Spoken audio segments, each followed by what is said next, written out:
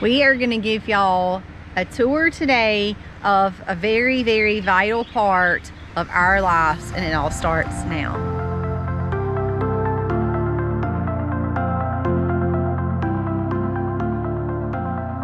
We're going to start off our garden tour with the place where really everything starts.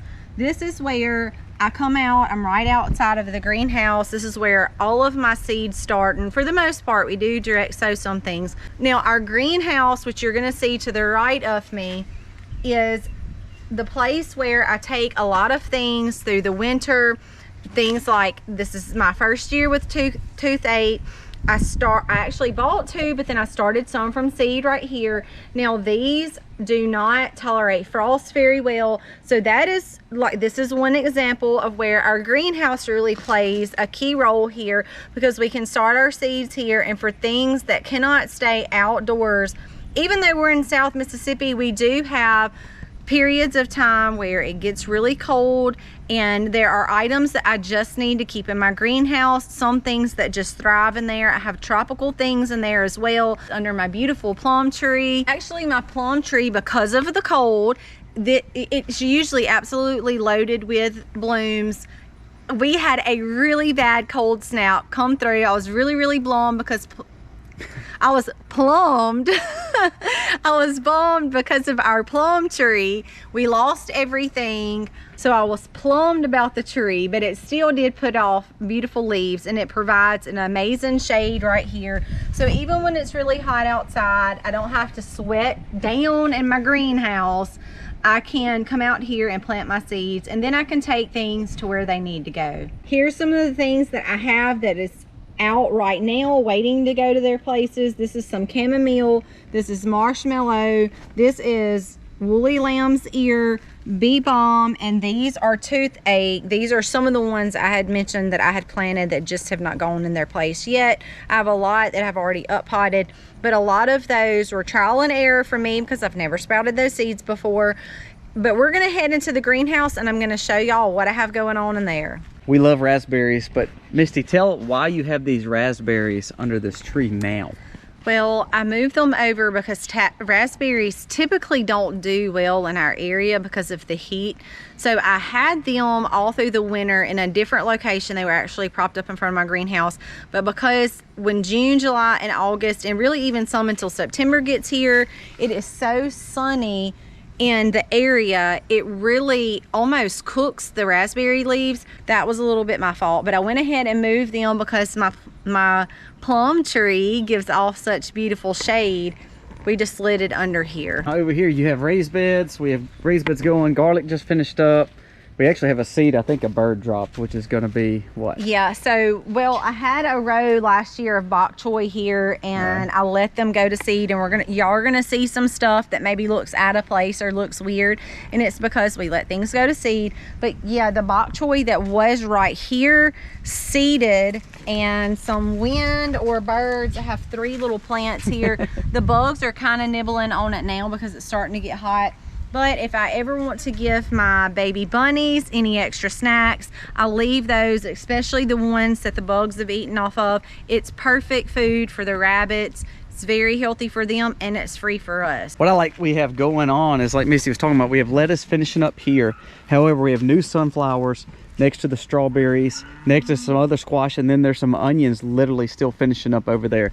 So I think that's what's so cool, is that we kind of put everything together and let them all just grow and just take over. Yeah, so really it's just a balance of letting some stuff play out, but you don't want to waste the space. So I plant in with it. As long as there's some companion plant in there, there are some things that you shouldn't plant together.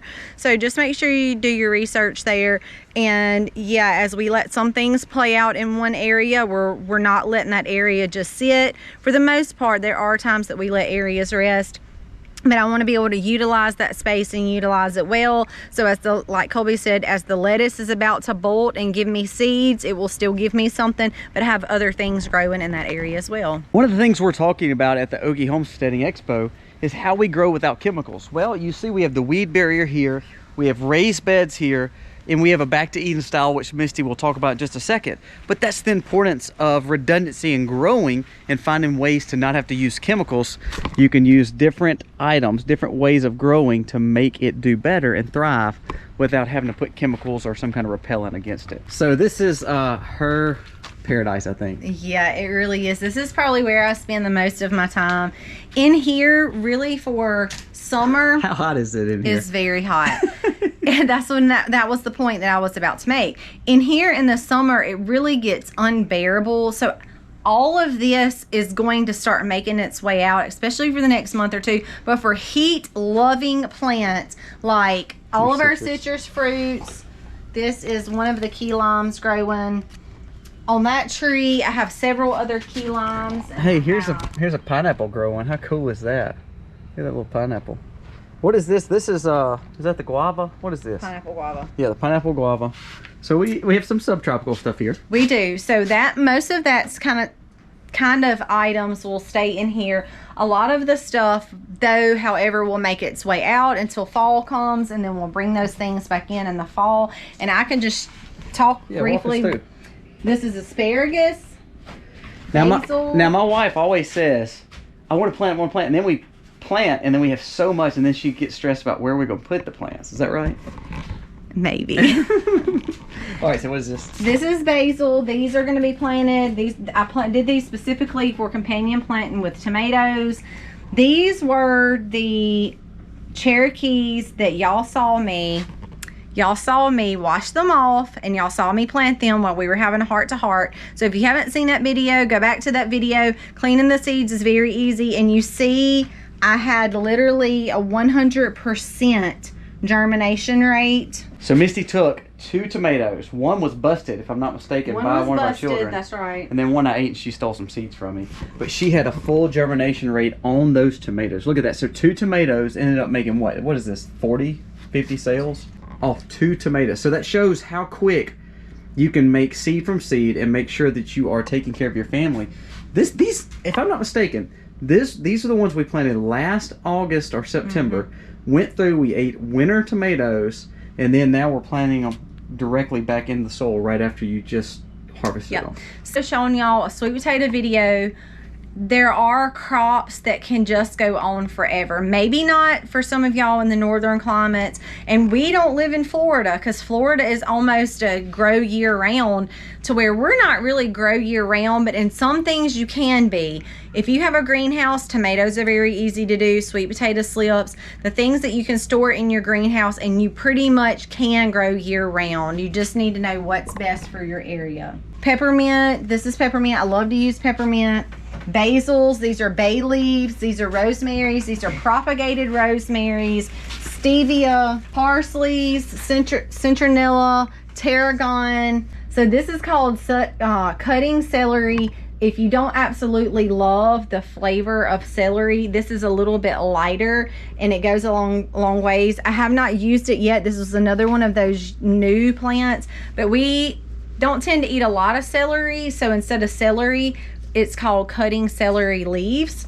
So very unique. I'm excited about trying that. Now this is, I can't talk about all the plants, but this is fennel, and this is one of the importance that we were telling y'all that I'm letting go to seed. I will collect these seeds so that I can replant it, because we don't want to be always dependent on buying seeds or plants. We want to learn the cycles to keep the seeds, to keep the plants forever. Don't forget to show them all of the asparagus.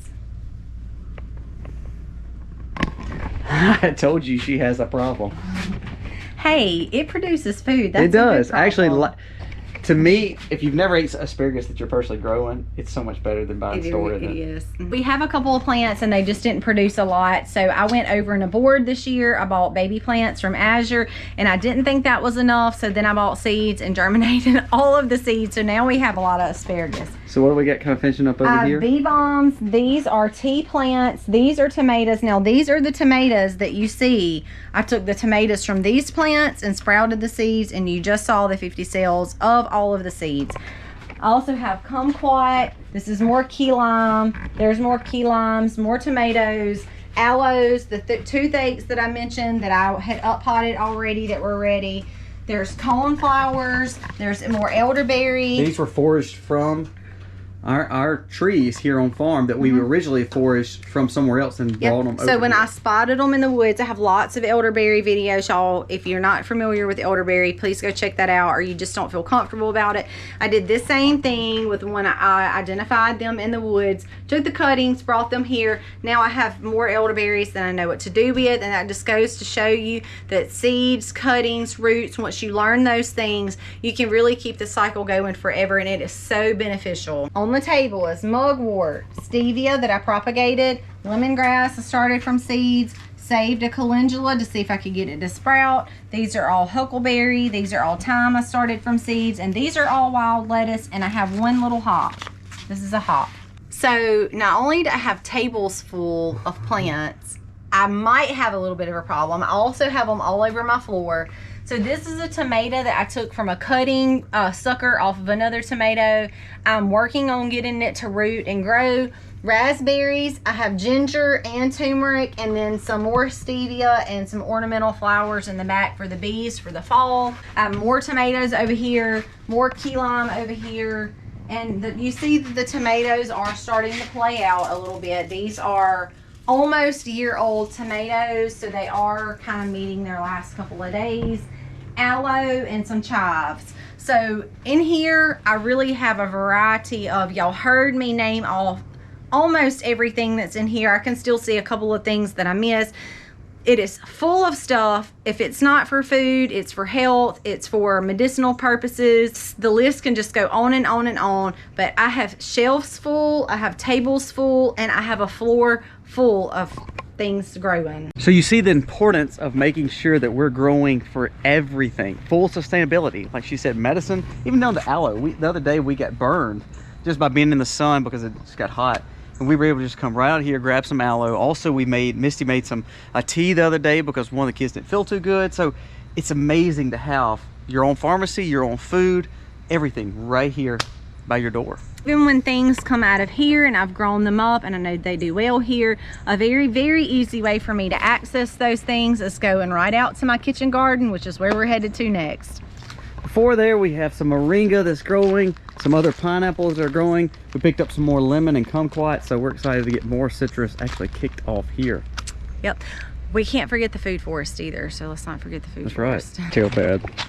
Okay, I have this net up around my kitchen garden, and I'm gonna tell y'all why. Our two new little pups dug up all of my raspberries. If you look right there at that big red pot, I had my mother raspberries down, strawberries and some ginger down, and the dogs just had a heyday digging. So now I have this beautiful shocker knot fence up around my garden, but it is very convenient because it's right out of the back door. I have everything from chamomile growing. If I want flavored water, I can get my pineapple sage. If we're having any type of respiratory stuff, I've got mullein out here. I've got yarrow over there, which is a very good antibiotic and healing type herb. There's things like garlic out here. Some of that stuff I'm letting go to seed. That just goes to show you things can go to seed anywhere. I have dill and lettuces and calendula. The beautiful thing about calendula and your yarrow and even your echinacea, not only are they good for us, but they're good for the bees. I did put some zinnias, some sunflowers, a couple of other things that our bees enjoy too, because when you're good to your bees, they're going to be good to you and give you honey in return. So lots of things. I do have a couple of pear trees planted out here. It is just a big variety. Ginger, turmeric. It is a huge variety of stuff planted over here, but I absolutely love it because I can't stress this enough, come right out of the back door and get exactly what I need and go right back into the kitchen.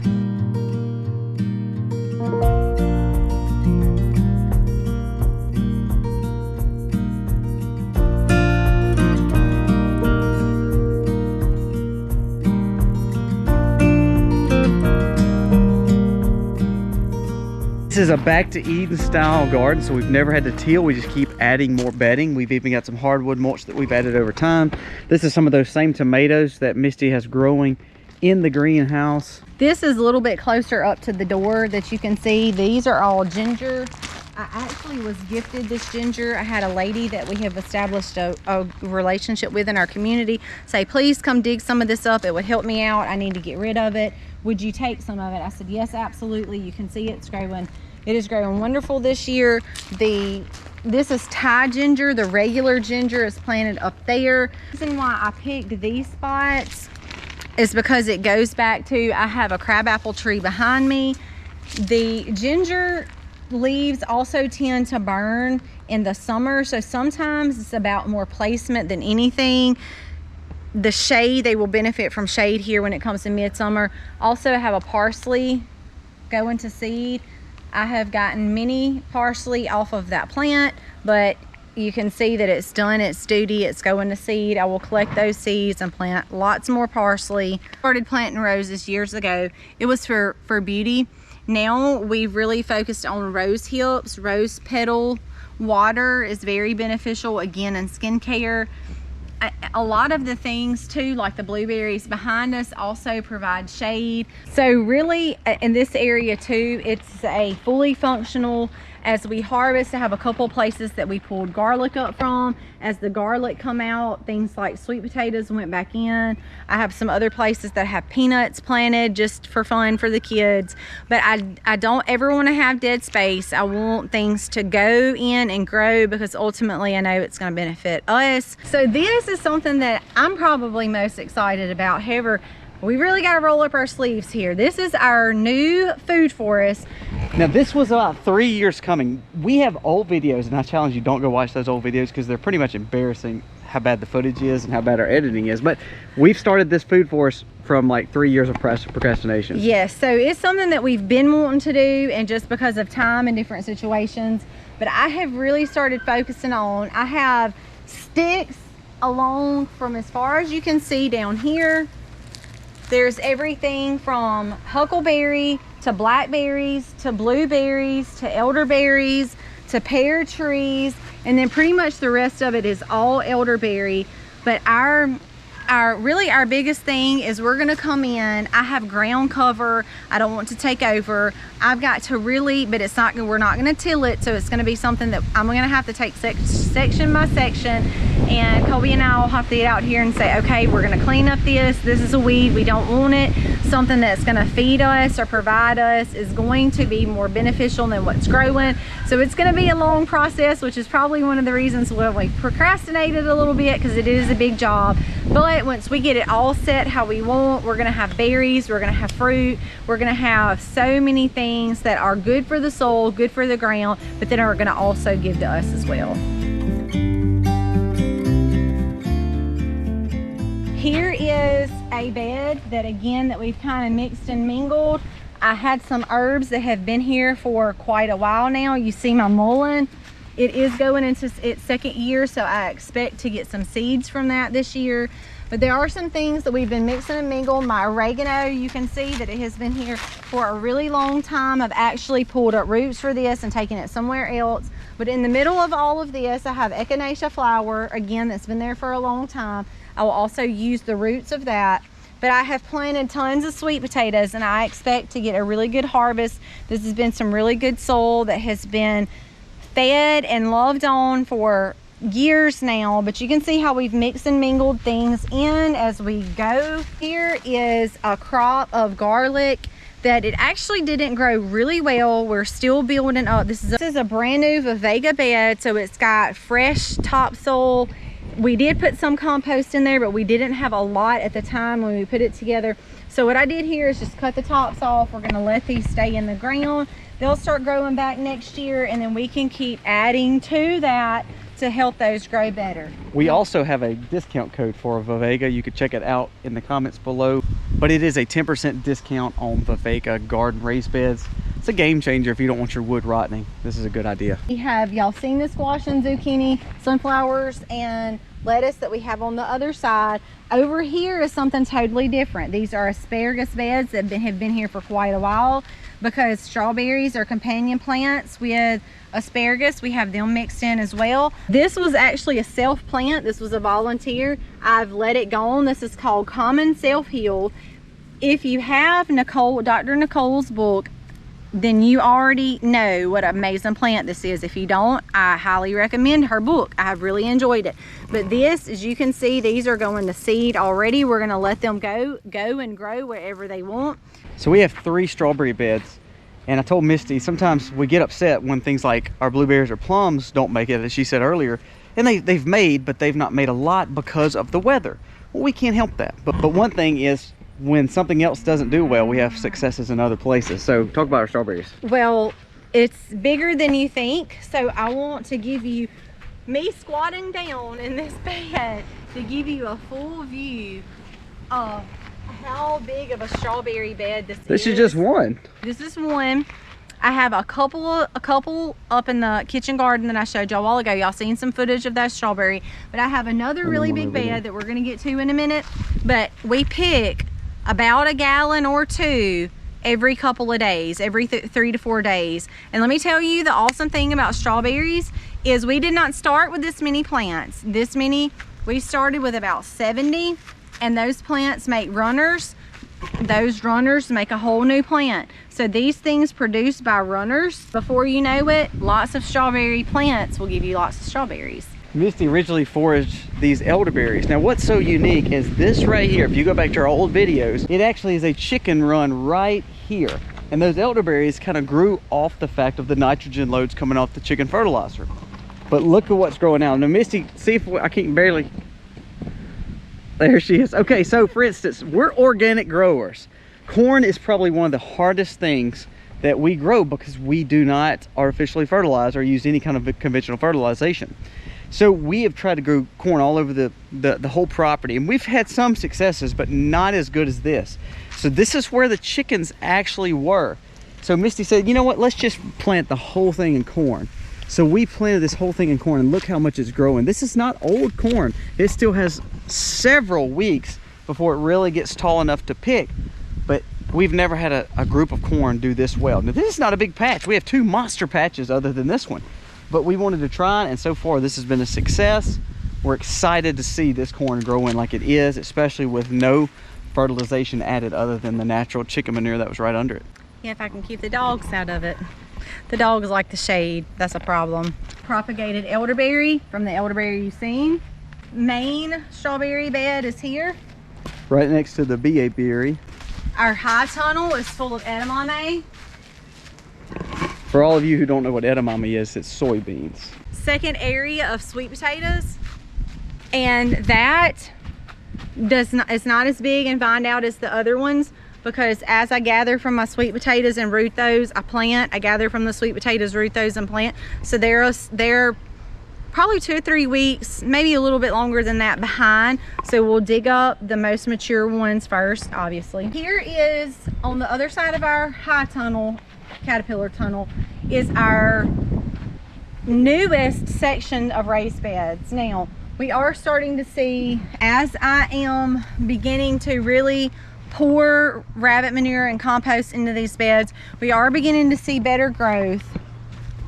All these peppers. Yeah, beautiful peppers. All of these 2 sections are peppers. I do have some extra squash that I had, not include the ones that were back there, so they went up here as well. Sunflower rows for the bees. These were carrots from last year. All of that is calendula. Calendula is very important in skin care and wound healing, and because I didn't get a great harvest from it last year, I went over and aboard with it this year. Dig, take away, put back. This area right here is where we had all of our regular potatoes. When we took those up, I had sweet potatoes that had little sprouts, slips coming up on the sides. Again, even though they were 2 years old, they were producing slips. We planted them, we will water them very heavy, and they will start running off new vines even though they're 2 years old. We put them in the ground. I have a whole nother set that we're getting slips off of now. We needed the space. We had space here. These, again, they're not going to be as mature as the other ones, but they're in the ground plenty enough time to harvest before the cold gets here. Don't waste space. Use what you have.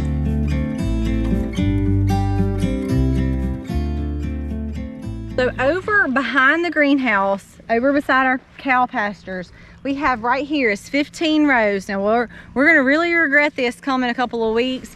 But we have lots of peas and beans over here on these rows. That we consider this our no-till garden. This is just, again, a variety of peas and beans.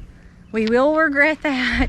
Our freezers will be full and my canning jars will be full for sure, no doubt. Here we have bunching onions. I have some peas that were given to us that were heirloom seeds that went in the ground. We have extra tomatoes planted with marigolds. We're actually fixing to stake those up. That's our next project. We have garlic and elephant garlic that's going to seed. We're gonna let those go to seed. Again, some extra peas and stuff that was given to us. We have the space, even those were supposed to be walking rows, we planted. Over here is our cucumbers.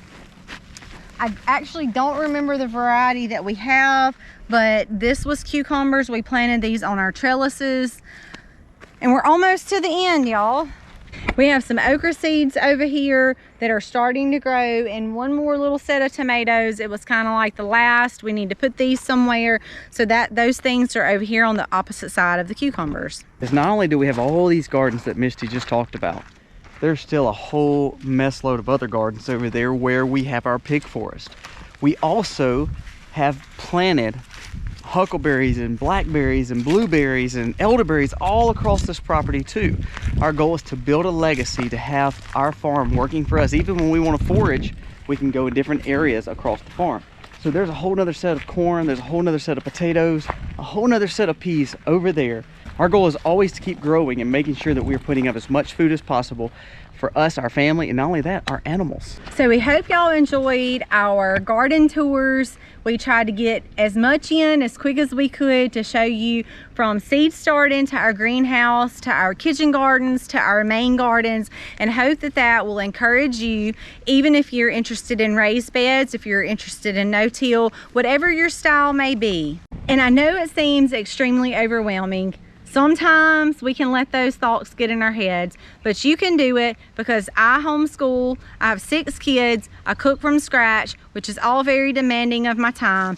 Other activities outside of the home that we're involved in. Colby works a full-time job as well, 8 to 5, sometimes hours longer than that. So a lot of people just can't be without excuse. You can do it, you just have to put your mind to it and say, I want better food for myself, I want better food for my family, and that's the way you do it, y'all. Thank y'all so much for being here. God bless.